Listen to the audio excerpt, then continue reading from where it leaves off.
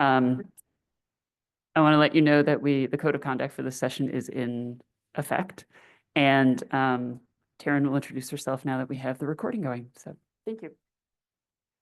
All right. Thank you so much for being here, everyone. These slides are available if you go to tinyurl.com/ready-bags-opened24. I'll show that again at the end too, if that's helpful. All right, so my name is Taryn Oakley. I use she or they pronouns, and I live in Portland, Oregon, where I've been teaching environmental science at Portland Community College since 2008. I also serve as one of the community-based learning faculty coordinators, which means that I get to help other faculty incorporate community engagement into their curriculum. And I am a creator, user, and advocate of OER. And so you may or may not know that I'm going to talk to you today about a project that I started at my campus to help get us more prepared for disasters. But before we jump into that, I just want to take 1 minute for you to say hi to your neighbor, share your name, where you're from, and what hazards your community is susceptible to. And if you're on Zoom, you can just do that in the chat and introduce each other in the chat. Okay, 1 minute, go.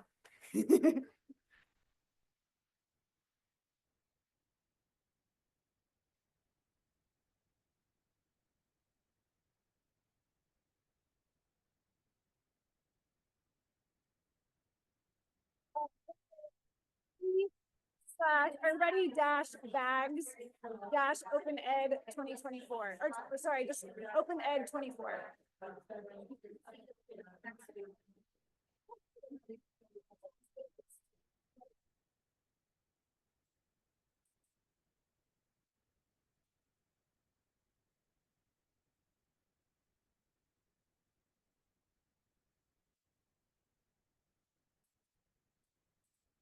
Oh yeah.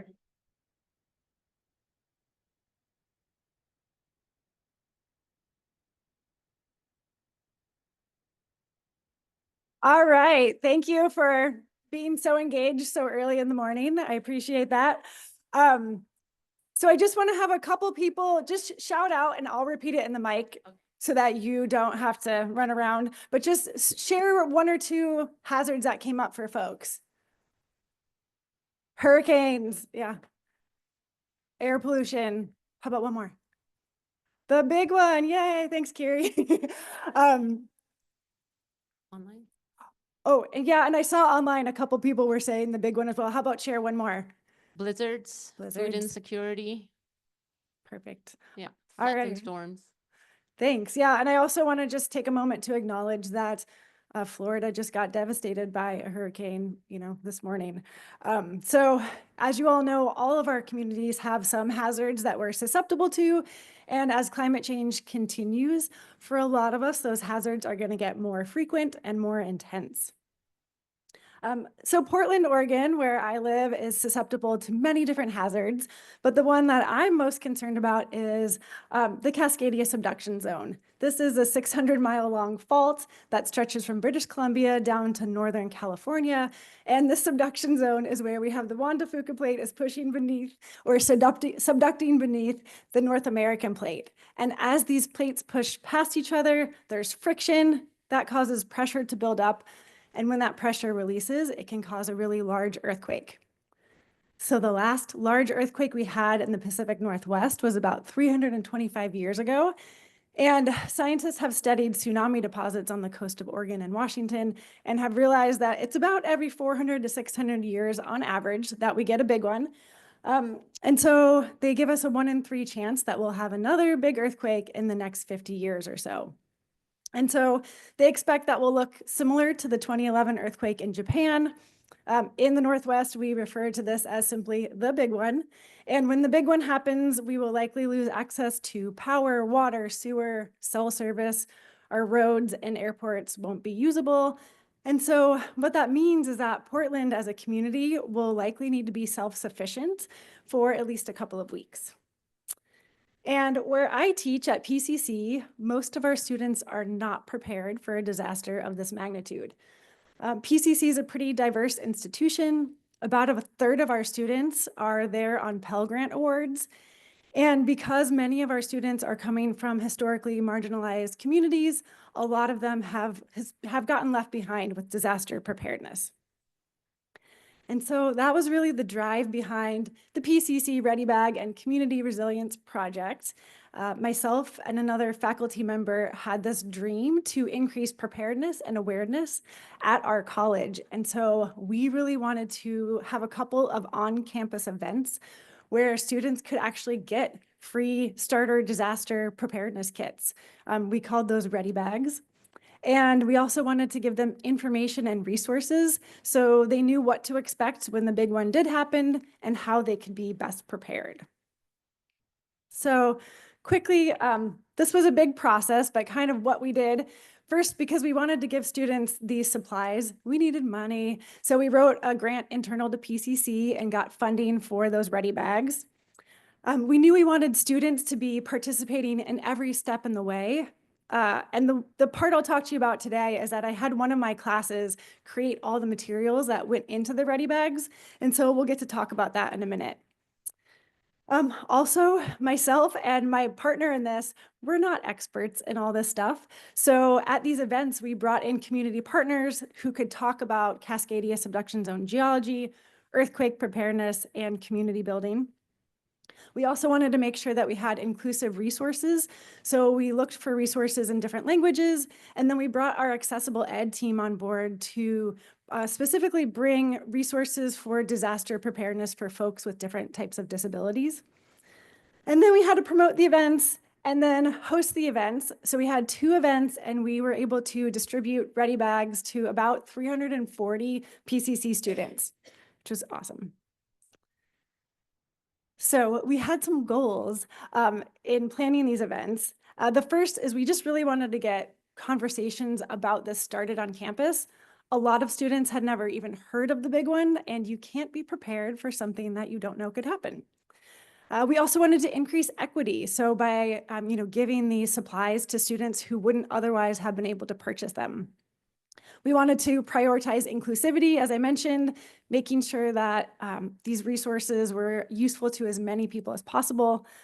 And then we also wanted to be working on building community within and outside of our college, because when a big disaster happens, it's probably not going to be the government that saves us, but it will be our friends, our neighbors, and our community members. So if we're building community together, then we're more resilient when that disaster does happen. As I was having my students create the materials for these bags, I had a couple goals in mind for that too. And the first was that I really wanted this project to go against the banking model of education. So the banking model was introduced in the 1960s by Paulo Freire, who's a Brazilian philosopher and educator. And in this model, he essentially equates teachers with bank clerks who are just depositing information into students. They're supposed to store that information and then just regurgitate it up for exams. And in this model, the teacher holds all of the knowledge, holds all of the power, and really, is a reflection of how oppressive our society is still today. And so Freire said, the more students work at storing the deposits entrusted to them, the less they develop the critical consciousness, which would result from their intervention in the world as transformers of that world. So Freire argued that students should be the creators and the sharers of their own knowledge, and so we really wanted that to happen with this project. We also wanted to show our students that they could really be change agents in their community by helping to build this resilience. So now's the fun part. I get to show you all what my students created. There's a QR code here, and then Nancy has some pieces of paper if folks are having trouble getting this working that she can pass out. And then I do have some printed copies that I can pass out in a minute if that's better. But so this was for an environmental science geology focused class. And basically all I did was create these 4 groups up here: a Ready Bag shopping list, geology background info, emergency plan, and resource list group. And then I let the students get into their own groups and kind of figure out what they wanted to do. The stipulations were it had to be able to be printed to put in the bags, and then it had to also be able to be uploaded to a Google Drive. And so they did amazing things. The first group, they were the ones that They knew how much grant funding we had. And so with that number, they decided what should go in the ready bags. They shot for them, they priced them out, and they handed me like a list of things to buy. And so this is a picture of one of the disassembled ready bags. In these, it had a reflective bag, a water filtration straw, emergency blankets, first aid supplies, mirrors and whistles for signaling, a hand crank flashlight that doesn't need batteries, a lighter, Ziploc bags to put important documents in, a map of the city, and then the printed resources that my other groups created. And they were able to do all of this for $11.13 per bag, which was pretty awesome. The next group created, they had the geology background, and so they made this infographic talking about the Cascadia subduction zone. The next group created a family plan, as well as an emergency checklist that I don't have shown here, but it is available with the QR code. And then the last group created a trifold brochure. This is just one side of it, but it has additional information, evacuation routes, how to build your own DIY water filter, and more. So they just did very amazing things with very little input from me. And so the takeaways and lessons learned for me was that because this topic was so relevant to their lives, they had total buy-in, they were very engaged, and because they knew we were sharing these with PCC and beyond, they wanted it to be good. So they worked really hard and created some amazing stuff. Also, having them be the teachers meant that they learned this material much more than if I would have lectured and then tested them on it. And then lastly, free stuff is good.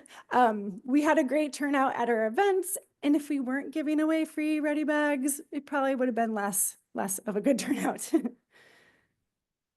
So just a quick quote by a student. My overall experience was fantastic. I specifically enjoyed working with something that would directly impact my community. And when the day of the event came, I was excited to see students flood in and take the bags. This made the effort very worth it, knowing that something I contributed to had a positive impact on people. I would absolutely do it again or something similar given the opportunity. And so I just want to take, maybe we're going to take 4 minutes. I want you to be able to, if you want to look at these resources more, that's great. Again, there's QR codes. If you just want to brainstorm, talk to your neighbors. If you're on Zoom, feel free to chat and just think about how you could use these or modify these or how you could be inspired to do something for your specific community to help it become more resilient.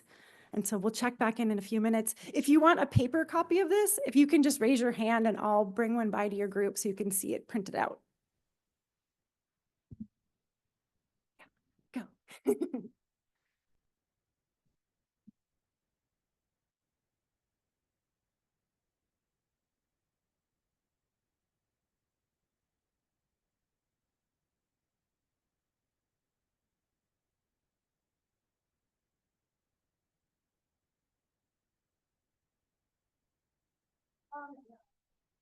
So that they can get that.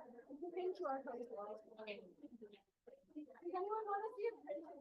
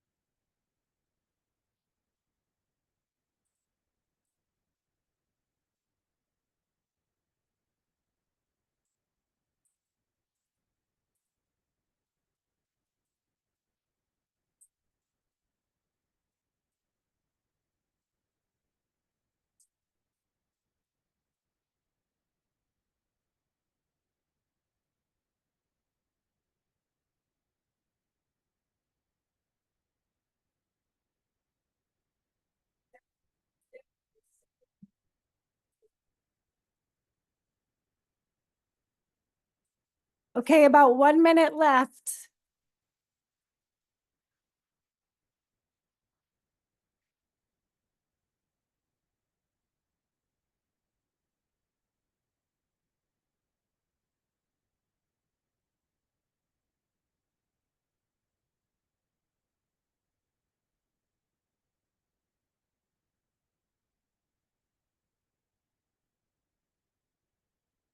If I can start online?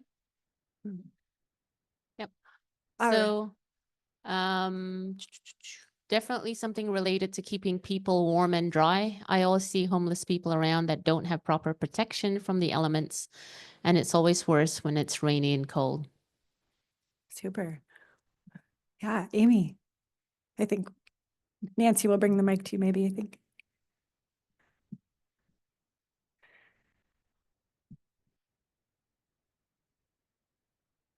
Thank you. This is so exciting. And I forgot to change my earthquake water this summer.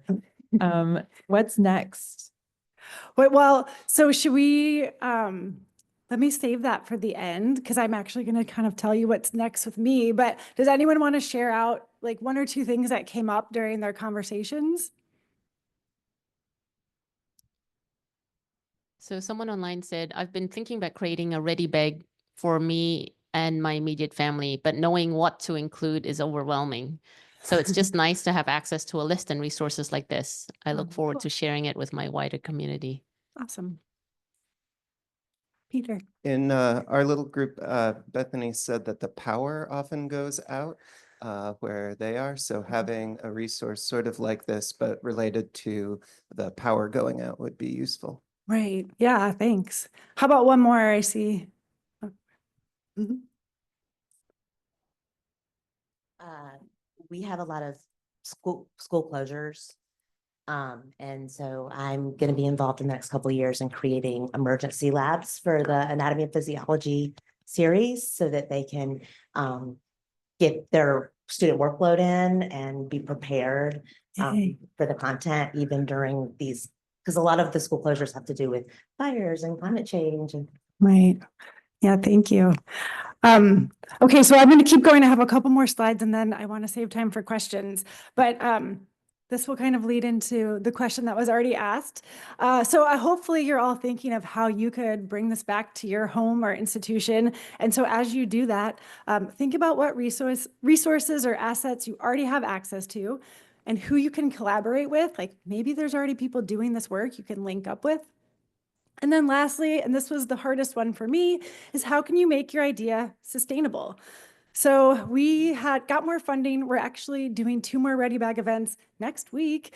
But I couldn't reuse the project from last time because we already had all those materials. So I developed a new project. I haven't given it to my students yet, so I don't know how it's going to go, but I'm sharing it with you all here. And I'm hoping this one I can use a couple times.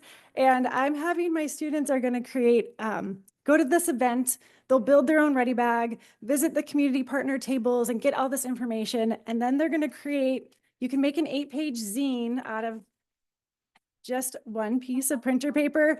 I realized I'm not good at making zines, but I wanted to have an example, so I made one. But so the students are going to create their own, and then we're going to print them out and distribute them to all the PCC campuses. They're all going to be openly licensed, and we'll also share them online so they can continue to share what they're learning, with PCC and beyond. So I'll keep you posted on how that turns out. So you all have access to these slides. All of the resources I shared are linked in here, plus some ones we didn't have time to talk about. And I would love to invite you all to connect with me, send me an email if you have questions or ideas to collaborate. And again, the slides are here. Thank you so much for coming, and I hope we have a few minutes for questions. We do. And that's for questions. So we'll try to get a couple in. Is there a particular time of year that you do this? Is it an event, okay. Well, we are doing it in October. This time, the first time we did it just when we got the grant funding and how to spend it. But this time we planned it around the Great Shakeout is next week. And so we're specifically planning it with that. And that's a day of like earthquake preparedness and awareness worldwide. So we're hoping if we can keep getting money to be able to do it every October. Yeah, great question. Yeah. Thank you for this. First of all, it's amazing. Thanks. Have you been looking into ways to connect with community organizations who are sort of like the trusted messengers, neighborhood by neighborhood, as a capacity building, and what your thoughts are on that? Yeah, so we've connected with, do you know what CERT teams are? I don't know if everyone has these, but they're basically like the community response teams. And so we've been working with the ones close to our campus, and we've had some of those folks come to our events. The CERT training process is really rigorous, so I don't think very many students will want to actually get trained, but having them inspired to reach out and figure out who their neighborhood person is really our hope. Yeah, and we're still trying to look for more folks. As we keep doing this, we're finding more folks to reach out to and more ways to collaborate with the wider community for sure. Yeah. So a comment online was, do you include transparent language for students about the critical thinking and care readiness skills they are using in creating this list? When we graded it? No, like, are you transparent in what they're doing, like in getting that skills, the creative thinking skills and Oh, yeah. So when I gave the project assignment, yes. So I tried to be as transparent as possible and kind of let them know that I did want them to be in charge of this. And I was also, the thing that was hardest for me was having to be willing to know there's mistakes in there. There's things that are not perfect, and having to be like, let it be. It's their project. It's not mine.